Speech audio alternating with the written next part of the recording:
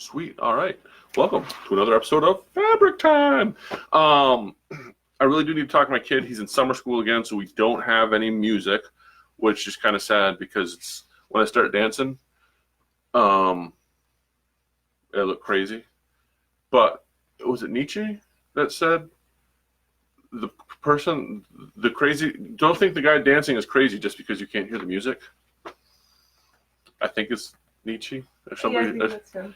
Anyway, so if I'm dancing, I'm not hearing music, so maybe I'm crazy. So today, welcome to another episode of Fabric Time. As you can see, we've got some fabric on the table. We're going to talk about we're going to talk about fabric today. Just as a heads up, we do have our calendar on our website updated. So if you go to fourpinesquilting.com/classes, you will see a list of all the classes that we have available. I am continuing to try and update that. We just got our classroom rearranged. We've got a really nice setup here, and we're trying to do more with that. On a side note, if you have an interesting technique or something you want to teach, come talk to us because we'd be happy to set up a class where you can teach, something you want to show. Because we're trying to do more with the classes in education because, that's knowing how to do something is half the fun. How did the after school special say? Knowing is half the battle? Knowing is half the battle. Or was that G.I. Joe? It was G.I. Joe. Knowing is half the battle. Anyway, that's what I grew up on. Which was interesting if you actually stop and think about it, because when you were watching G.I. Joe as a child, nobody ever died except the android robot bad guys. Everybody else always lived to fight another day, which is kind of hard to do when you look at the firepower that G.I. Joe had. It's really crazy. It's a good thing Cobra had a lot of those, the battle android troopers, gave them somebody to kill. And then reminds me of like the A-Team. We used to watch the A-Team, and my dad would always know when they were going to flip a car because they flipped the car in every episode, and we thought my dad was some sort of genius. He's like, how did Dad know they were going to flip the car? As an adult now, I see it. Anyway, while we're talking about television and children, another one, we grew up on I think it was a 14-inch black and white television. Yep, 14-inch black and white television and no AC. So that, there's different... That tells you everything you need to know about my childhood. Anyway, was it Thursday nights or Friday nights the Incredible Hulk would come on? Now, the Incredible Hulk on a black and white television loses a lot of its significance because, like, when David Banner would change and his eyes would change and then he turns into the Hulk, you don't get that effect on black and white television. You just see this shot of his face and you're like, why are they doing that? And then suddenly he's the Hulk. When I got older and watched it on color and saw the change in the eyes, I thought that was kind of cool. But anyway, Incredible Hulk on a black and white television you're losing something because he's not green, he's gray. And yeah, anyway, I also remember they got rid of that television. Now the EPA is going to come after me for telling you the story, but that was the day that my dad taught us to shoot on that television. We took it out in his 22 and we blew holes in it, and that's probably why there's global warming now. It was me. I did it single-handedly with 3 shots from a 22. All right. Enough about me and enough rambling. Today we're going to talk about fabric. And it's fabric time, so it's appropriate. We've done demos in the past. We started out this whole thing selling stuff, and you can still go on our website and buy things because that's why we do this, is so that you come to the store and buy things so that I can eat at the end of the day. But today we're going to talk about fabric because one of the questions you often get, or I sometimes get, and then some people think about, because I have across the parking lot another fabric store, a store that sells fabric, a chain store. It's good for business because people come in there and see us. But anyway, what's the difference? Why is an independent quilt shop different than your chain store? A la your Joann's, your Hobby Lobbies, your what's that? Michael's. And your Michael's. Any of those stores, and Walmart even, any of those stores that sell fabric. And everybody talks about the quality. How do you know the difference in quality, and why is there such a big difference in quality? And so we're going to talk about that today. What I used to tell people is the easiest way to check the quality of your fabric is by doing this. You look at the top. Want to go to camera 2? Right there. Is that going to zoom for me? Yep. And what does that say? Made in Korea. Okay. Now, I'm going to show you another one. Here's that. And it should, yep, right there. Is it focused? Yeah, but you're a bit too far off. But it says made in China. It says made in China. Made in China. And then, we all know Moda. Here's another one. What does that one say? Made in Japan. So the easy check was to just look at the top of the bolt, and if it was made in China, 9 times out of 10, it probably wasn't going to be as good as that made in Japan or made in Korea. Now, this is kind of misleading. It's not the same as it used to be. It's changing a little bit. What it used to be was all the fabric companies did all their printing in Korea and Japan, because apparently the Chinese don't know how to properly print fabric. They even tried at one point, my understanding was to put a Korean administered factory in China to get the printing done, because apparently Chinese labor was cheaper. But even with Korean bosses, they couldn't get the quality they wanted to out of the mills for printing. So most of your higher end fabrics were staying in Korea or Japan. Korea, if you look at most fabric, especially at quilt stores, you're going to see it's probably made in Korea. Some of it's coming out of Japan, but most of it's going to come out of Korea. The Koreans apparently know how to print fabric really well. You will see a little bit. There is a few lines coming out of the United States. The U.S. isn't up to speed on printing technology like Korea and Japan. Okay, but things are changing, because I've showed you this here was made in China, and it's in my store. And so, oh my gosh, you're selling Chinese fabric. Most of Quilting Treasures is actually going to China for printing, because digital printing is kind of they're banking on digital printing, so they're having everything digitally printed now. And you can tell if it's digitally printed, because if you'll look on this fabric here, notice on the salvage, I guess I should do it over here. See my salvage edge? You notice what it's missing. It is missing your screen numbers. You see all the colors there? On the very bottom on the salvage, those are the screen.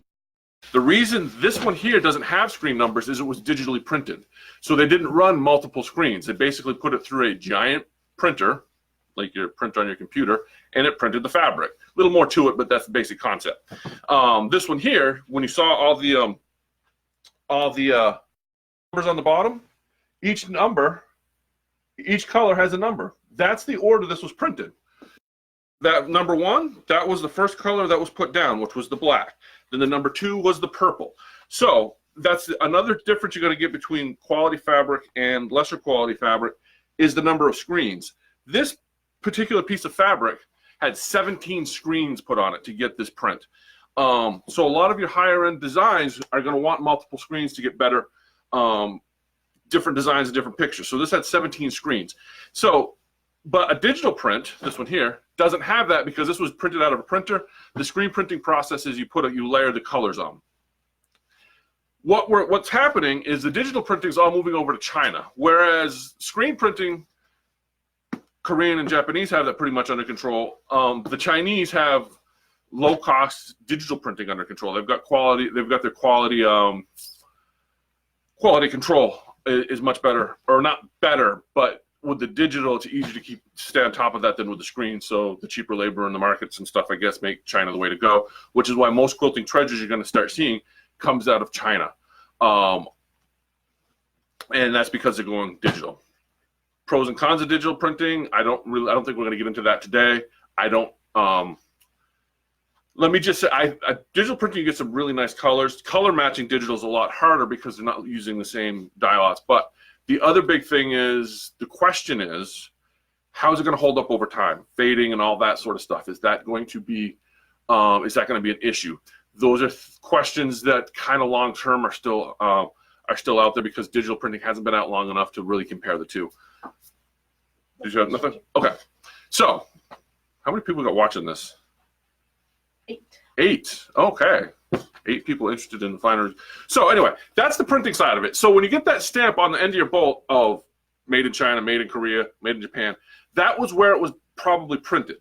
The important part of fabric is actually before it even gets printed. It's called the gray goods, which is spelt really weird, and you wouldn't know that the word is gray if you saw it written out. It's like G-R-I-G-E or something, but gray. Gray goods is what they call them. Now, this is also where you get into thread counts, because what's the thread count of fabric? Because when we buy sheets, apparently thread count's a big thing, and you want 800 thread count Egyptian cotton, whatever, is supposed to be the best sheets ever, and if you have some 200 thread count, it's like, oh my gosh, you're living in the slums. That we're gonna get a thread count in a second, but that's the gray goods is where that happens. I cannot tell you the source of any of the fabric on these, the actual gray goods. I know a lot of it comes out of Pakistan. A lot of it's probably Chinese cotton. There is some American cotton on the market, but I don't know which ones those are. But anyway, the gray goods aren't really labeled. Now, the gray goods is where you get the quality of your fabric. The printing is important so you don't have runs and like when you wash it and you get color running and all that. That's the printing. So that's going to be, what you're going to see directly, how it interacts when you start to clean it. The second thing is going to be your gray goods is going to be how thick your fabric is and how it feels in your hand. Higher thread counts are going to feel more silky. So that's why those silky sheets with the 800 thread counts, what everybody wants. Typical cotton fabric is what they call a 60 square or 60 plus, give or take. Most quilt shop stuff is 60 or better. And what that 60 means is that in a square inch of fabric, you have 60 threads going in each direction. The warp and the weft each have 60 threads. That's what the 60 counts. Sometimes it's 65. It can be up to 70. Batiks will be higher because of the dyeing process on batiks, they have a higher thread count. Now, if you multiply that by 2, say so you have a 65 thread count, which I'm sure this is at least that. This is probably going to be around that. 65 times 2 is 130. Someone said, good info. Same fabrics that are not printed screen low. Quilting results in not printed fabric showing on backs. Care to comment? Printed, what's that? Quilting results in not printed threads showing on the backs. Quilting results in not printed threads? I don't understand. I'll ask them to reword it. Okay. We have a question, and I'm not sure I'm understanding it. Our producer's on top of it. So, as I was saying, 65 square is what they call this. So 65 square times 2 is 130. So the actual thread count of Moda fabric, which is, one of the best, is right around 130, 140 probably. Because you take the 60 count is 60 up and down, 60 left and right, horizontal and vertical, and the total thread count within in a square inch is going to be about 130, 150, somewhere in there. Not very high when you look at, oh my gosh, 800, 800 count Egyptian. There's another big difference because thread count isn't the entire story. Because if you're going to get 800 threads in a square inch of fabric, how thick are those threads going to be? You're going to be thinner. So one of the things that you're going to get is you're not going to have as high thread count on most quilting cotton because if you'll notice, when you feel it, it's a little bit heavier than other cotton. Free Spirit and Michael Miller just come to mind right off the top of my head. Those feel a little bit thinner. Those are because they have a higher thread count. So the threads so the actual thread in the fabric may be a little bit not quite as large. And there's pros and cons to both. Now I'm just going to show this. Can you switch over to camera 2? So if you look, I'm going to see if I can get this on here without making too much of a mess.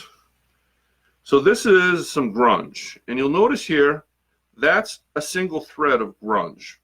That's fairly substantial, and it's a fairly good size. Now I'm going to get out some cheap $4 a yard muslin, and this is where you're going to see the difference.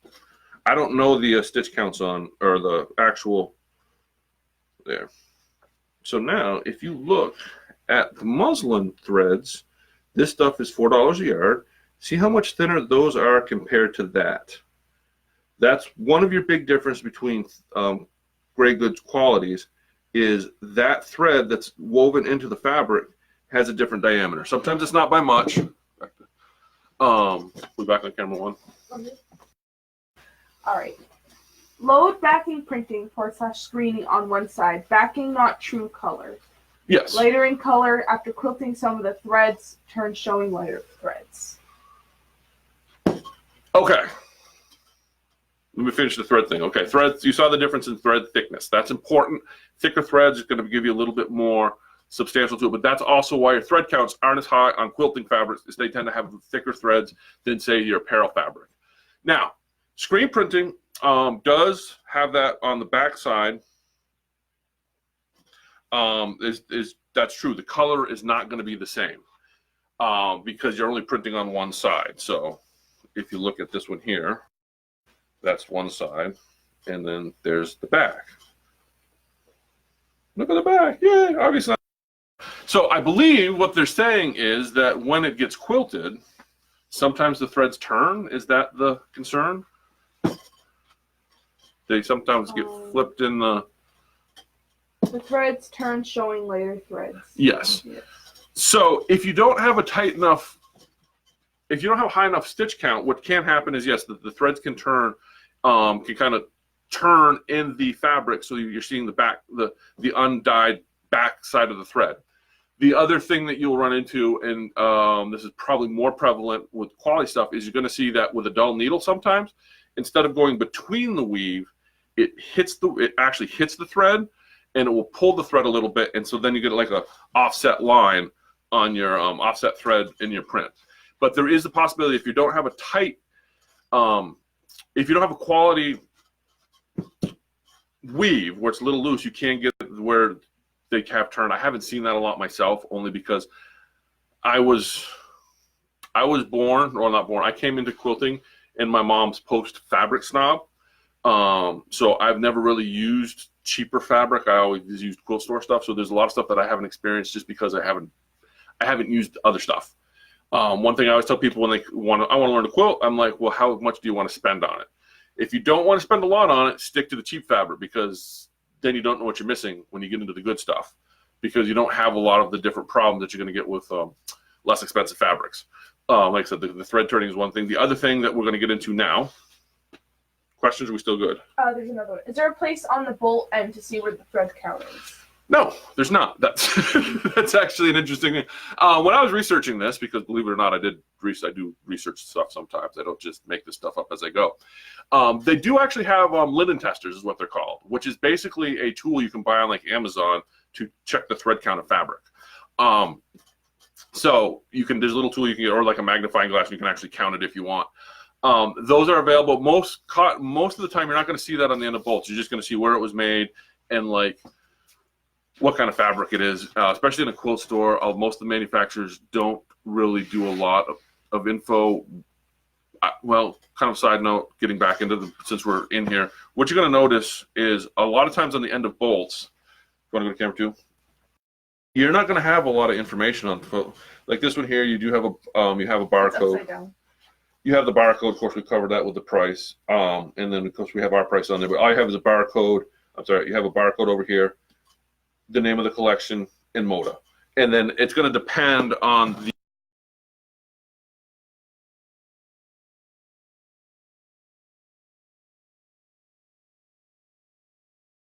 quilt store. I mean, this one at least is 100% cotton and all that. But mostly you're just going to get the company name and the collection and color information. The reason you don't get a lot of info, this is going to be the same. Now compare that. I don't have one that has a lot of info on it. Back to camera. The reason you don't get a lot of info on the end of bolts is because they're independent quilt shops, and there's not a lot of info you need on here. They're trading on their name. Moda makes good fabric, and they know that, so they don't need to put all that information on there. The other thing too is there's a different stock. If you ever look at what's in, say, like a Hobby Lobby or a Joann's, you're going to notice there's a couple extra barcodes on there, because there's a lot more information that a chain store wants for inventory purposes and all that. And there's no real regulation on labeling on fabric, really. It's just basically where it came from and that sort of thing. So even thread counts are, I didn't get too deep into this, so I'm not, but even thread counts are calculated differently depending who you ask. Like I said, all cotton, if you look at any high-end site, they're going to say it's 60 square, which is 60 by 60. That's their thread count, 60 square, which sounds a whole lot less than 150 or 120, say, because 60 by 60 would be 120, whereas the 120 is the actual thread count. So even thread counts are going to be measured differently. So there you're not going to get a lot of that information on the bolt, unfortunately. And like I said, you can get a linen tester if you want to actually check your thread counts. Best thing to do is just feel it. Higher thread counts will feel silkier and better. The other thing, any other questions, or are we good? We're good. All right. I don't know if I answered that question or not. The other thing that you're going to run into is so you get the gray goods, which is your thread counts and all that. Your thread thickness and all that. There's a few different things in there. The other thing, then you have it printed. And then they have what they call calendaring, which is after it's been printed, some manufacturers will have like a finish put on the end. I know, for example, Northcott often has some sort of, most everybody does. I just noticed it on Northcott once. Has some sort of like silicone finish. I don't know what kind of finish, but it gives it that nice smooth finish, that nice in-hand feel. Sometimes that doesn't get put on for some reason, and so you'll get a bolt of fabric, like you'll closer, and you'll feel a bolt of fabric that just feels totally different than the one next to it. It's the same company. What probably happened is they missed the calendaring, what they call the calendaring process, which is where they put the finish on it, like the finish coat, and that will go away after a couple washings. They'll both be the same after you wash them a couple times, but there is a lot of companies do use a special coating to give it that nice feel when it's on the bolt. That's why too, after you've washed it, it kind of goes limp, and it's totally different if you pre-wash fabric than if you're just sewing with stuff straight off the bolt, because that washing process does take some of that finished coat off, and that's going to be the final process. And that I think is more of a marketing thing. I don't know that that's really going to be essential to the fabric itself, because by the time you get to that point, it's been printed, the gray goods are there. That finish is just more so when you're buying it, it feels nice. But that's the process that fabric's made.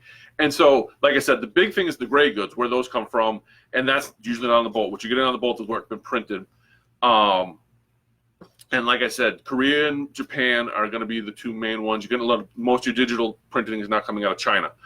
And then it's just how it feels. You can pick up fabric and feel. That's what really makes fabric nice, is you can feel it. That's why people say, oh, the internet's killing business. Well, it doesn't kill fabric. You know why? First off, trying to match this up on your monitor to make sure that's what you have in your quilt is a pain in the butt. But there's nothing like, as my mom puts it, fondling fabric. And so the different companies, like I said, have their different finishes, but that's fabric. So yeah, quality fabric. You want 60 square. Oh, what time is it? It is 8:53. 8:53. I guess we got time to get in one more thing. Warp and weft. So warp and weft. That's the warp is parallel to the selvage, and weft is vertical. It's one or the other. I think the warp is perpendicular. Perpendicular is weft. Warp is, yeah. Anyway, I can't remember the warp and weft. That's one's up and down, one's left and right. I'm escaping me which is which. The thing to keep in mind too about quilting fabric, which is important, is they talk about a 60 square. So you have 60 threads going down and 60 threads going across on a square inch. Some fabrics have different numbers. You'll have some that'll have like 50 down and 40 across, or 70 down and 80 across. If that number is different, that changes the characteristics of the fabric. It's going to change how it shrinks, because it's a 60 square thread, it will shrink universally. If there's and minimal, because you have a higher count. Another thing, higher thread counts help minimize shrinkage. But if you have different thread counts left up and down versus left and right, you're going to get different amounts of shrinkage. It's also going to stretch a little bit different. It's going to act differently depending which side you're on. So that's something else to keep in mind. Is very important, that not all fabrics are manufactured in a square sense. So you could have a 300 thread count piece of fabric, and you could have 200 threads going down and 100 threads going across, and that's going to act really weird. That's going to cut and sew a lot different than a 150 square, which would be 150 down, 150 across. So that's something to keep in mind too. Is and like I said, there's specialty fabrics that are manufactured different. That's what makes quilting fabric, the way that it's manufactured. But that's just a side note, and that's why, like when you're on the bias, you can pull it because the way the threads are in there, the threads aren't straight, so that's why you get the stretchiness and all that. That's a whole other conversation, I suppose. Anyway, so that's the importance of fabric. Like I said, 60 plus is what you're going to find in most quilt stores. You can find less than that. You will find less than that in some chain stores, but I'm not saying that chain stores have bad fabric. Just know what you're looking for when you're feeling it. Like I said, used to be you could just check the top. If it's made in China, it's probably cheap. If it was Korea or Japan, it's probably on the higher end. Like I said, digital printing now most of it's coming out of China, so even some of the Chinese stuff is now up to par with the Japanese and North Korean stuff. But like I said, long-term effects of digital printing is going to hold up as well as screens. That's still an ongoing debate. I'm not going to yay or nay one. I'm not going to make a proclamation one way or the other. I've seen some really beautiful digital prints. I think digital printing is going to be part of the future. Is everything going to go digital? I don't know. I think it's going to be a mix for a while. I don't know if one's going to win out over the other. It's just going to be a preference, I think. Anyway, that's fabric time today. We actually talked about fabric. I hope you all got something out of it. Like I said, if you're interested, go to our website, buy stuff on our website. You know, it's reasonably priced, and we ship for $5. And check out our classes if you're local and you want to come take some classes. That's what we're here for. And like us on Facebook and all that stuff. And thanks for watching. Any questions before we sign off? Is Up and down is warp. Up and down is warp. Okay. Left and right is weft. All right. Is that it? Nobody's good? All right. I got no questions coming in from the producer. So I'm going to say, and hopefully by the next time we do this, our music man is out of summer school, out of jail, so that we can, you know, we'll get our groove on and stuff and maybe get some music back in here. But thanks for watching, and we'll see you again in 2 weeks. And are we out?